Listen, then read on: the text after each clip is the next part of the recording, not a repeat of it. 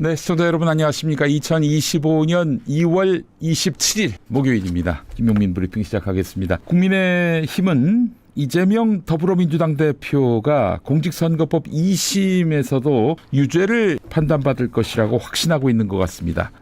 이재명 유죄, 이건 거의 국민의힘에게는 종교가 됐습니다. 이재명 지금은 대선 후보 지지율 1위지만은 2심 결과에서도 정치를 멈춰야 하는 형이 나온다면은 대선에 못 나올 것이다. 네, 이런 믿음입니다. 이승만의 정적 죽이기, 박정희의 종신 독재 시도, 전두환 노태우 후에 내란, 김영삼의 무능, 이명박의 부패, 박근혜의 국정농단, 이 모든 것을 혼자 다 하려고 한 윤석열의 사악함, 이들을 대통령 후보로 내놓은 국민의힘이 지금 상대방의 대선 후보 자격을 운운하는 것은 황당한 일입니다. 너희가 지금 할 일은 대가리 박는 거 말고는 없어 보이는데 말이죠.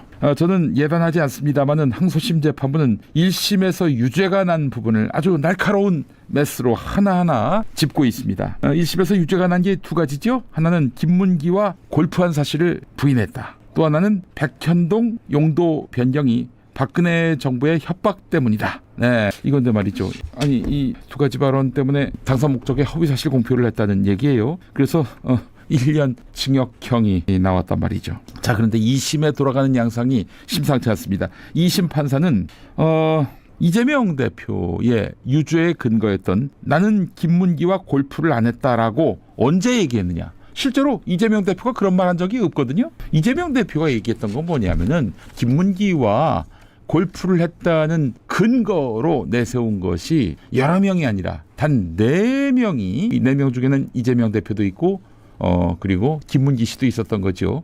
그 4명의 사진, 여러 명이 함께 찍은 게 아니라 4명이 함께 찍은 사진으로 돌려가지고 제출했단 말이에요.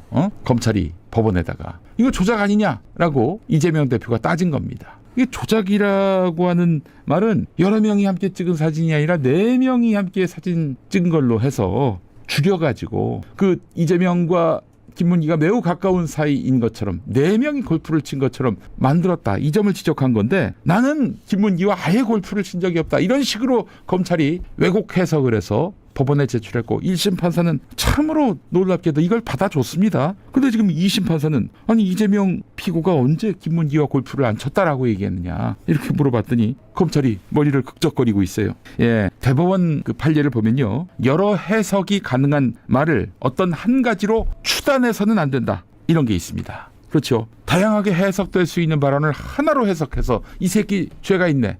거짓말했네. 당선 목적에 허위사실 공표를 했네.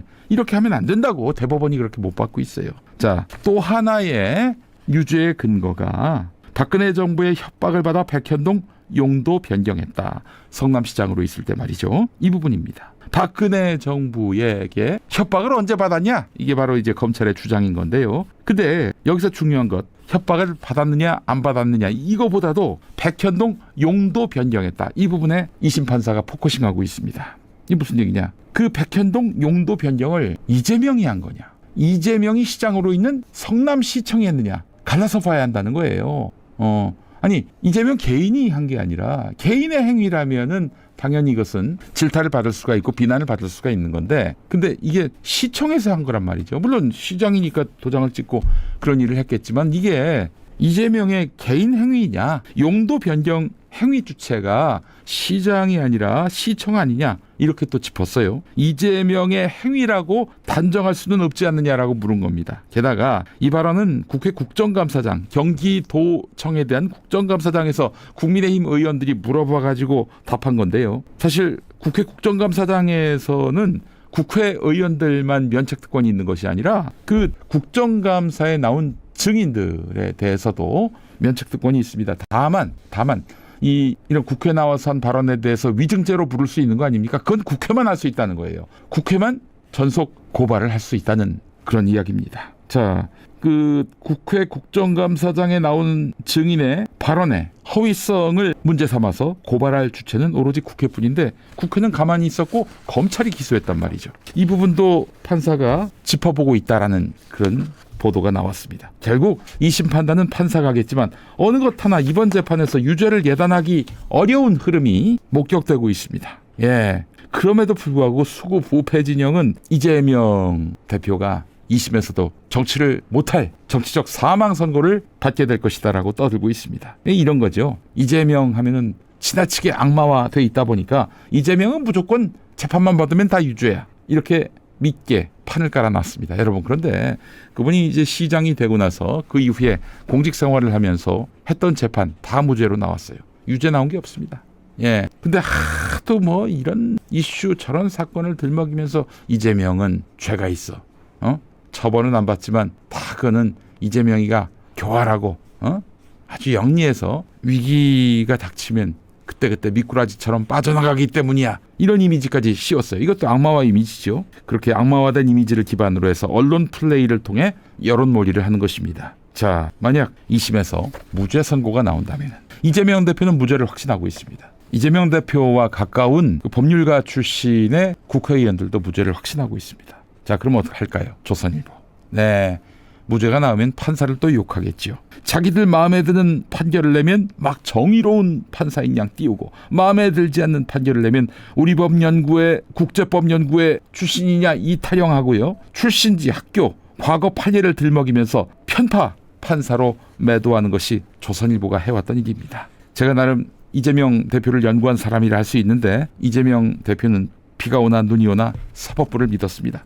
작년 11월 22일 1심에서 유죄가 나왔을 때 그때도 이런 말을 했어요. 무려 2년 동안 법정에 끌려다녔지만 문재인 정권 때 잠깐의 우여곡절을 거쳐서 사필 규정 제자리를 찾아준 것도 대한민국 사법부였다, 이렇게 말을 했습니다. 들어보시겠습니다. 저는 헌법에 따라서 민주주의와 인권을 지켜온 대한민국 사법부를 믿습니다. 한때 조봉암에 대한 판결, 인혁당 사건 판결, 김대중 내란 음모 사건 판결처럼 흑역사도 없지는 않았지만 민주주의 체제가 수립된 이후, 소위 민주화 이후에는 이 모든 사건들에 대해서도 사법부의 재심 판결들이 있었습니다. 한때 잘못 가더라도 반드시 제기를 찾아왔고, 이런 사법부의 독립성과 양심 또 정의에 대한 추구가 이 나라의 민주주의를 지금까지 이끌어왔다라고 확신합니다.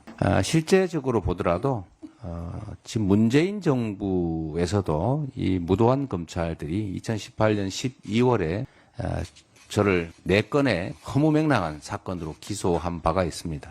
여러분이 이제는 어쩌면 잊어버렸을지도 모르겠는데 제가 멀쩡한 친형을 강제 입원시켰다는 해괴한 있지도 않은 사실을 가지고 저를 기소했습니다. 그뿐만이 아니라 대장동 개발에서 5,503억 원을 벌었다라고 제가 주장하고 공고문에 실었다는 이유로 왜 벌었다라는 과거 표현을 썼냐. 아직은 100% 들어온 건 아니고 들어오는 중 아니냐. 라고 하는 이런 해괴한 이유로 과거형 표현을 문제 삼아서 기소했습니다. 그뿐만 아니라 왜 억울하다고 말했느냐.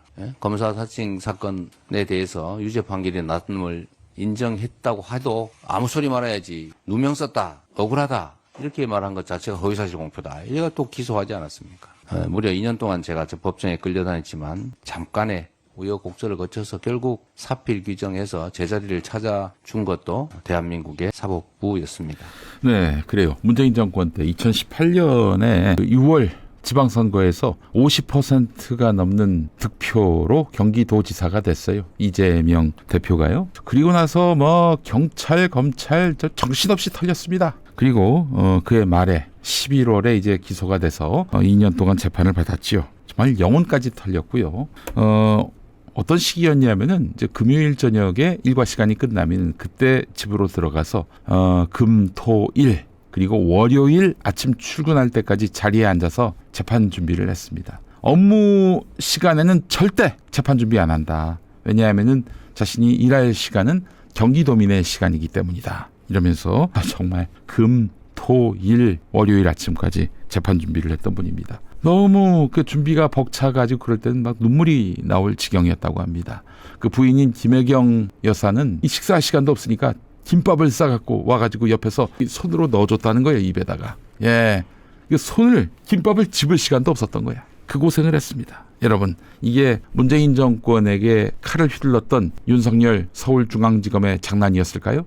전 그렇게 보지 않습니다. 이거는 문재인 청와대하고 코드를 맞춘 거라고 저는 생각을 합니다. 제 말이 틀릴까요? 아니 2018년은 문재인 대통령 지지율이 하늘을 치솟던 시기였고요. 윤석열이가 2018년 그때는 서울중앙지검장으로서 적폐 수사를 했었습니다. 자, 그래요. 문재인 그리고 윤석열이 이재명 죽이기의 뜻을 함께했던 그때였습니다. 아니라고 부정 못할걸요? 그때 청와대에 있었던 문재인의 측근들 상당수가 똥파리가 됐습니다. 막 어마어마하게 이재명을 혐오했었어요. 그때 한준호 의원 문재인 정부 초기에 청와대에 있었는데 그때는 이재명이 누군지 몰랐고 하도 여기저기서 청와대 내에서 이재명을 악마화하니까 정말 악마인 줄 알았다는 거예요. 이거는 사실 문재인의 뜻이라고 해도 과언이 아닙니다. 이렇게 2년 동안 헛고생 개고생을 했습니다. 저는 윤석열이 터는 것보다도 문재인이 털었던 때에 이재명의 고충은 더 컸을 거라고 생각을 합니다. 근데 이제 와가지고 이재명을 위하는 척 이러고 있어요. 정말 치가 떨립니다. 진짜 치가 떨려요. 자, 이재명이 정치적으로도 유능하지만 재판에도 유능한 법률가였습니다. 노동인권 변호사일 때는 하여간 하는 재판마다 다 이기니까 나중에는 힘없고 돈 없는 그 노동자들 변론을 했던 이재명 변호사였거든요. 그러니까 2심 가서는 그 노조한테 진 사업가가 이재명 변호사 찾아와서 2심은 나를 변호해달라 이렇게 요청할 지경이었어요. 굉장히 유능한 법률가입니다. 자, 그렇기 때문에 자신의 재판은 정의로운 대한민국 사법부가 부정할 리가 없다 이렇게 믿고 있는 것 같습니다. 사실 근대 사법 체계가 왜 3심을 뒀겠습니까? 1심, 2심, 3심을 뒀겠습니까? 이상한 튀는 판결을 바로잡기 위해서입니다. 3번이면은 바로 잡힐 수 있다고 보는 것이죠. 3월 말 이재명 유죄를 기다리는 조선일보 국민의힘 3월 초 윤석열 파면부터 걱정하기 바랍니다. 너희들이 이재명 악마화하면 이재명에게 도움이 되겠습니까? 이재명에게 부담이 되겠습니까? 법을 자기들 기득권 연장 수단으로 여기는 이 인간 추물들 정신 차리기 바랍니다. 5분 브리핑 이어집니다.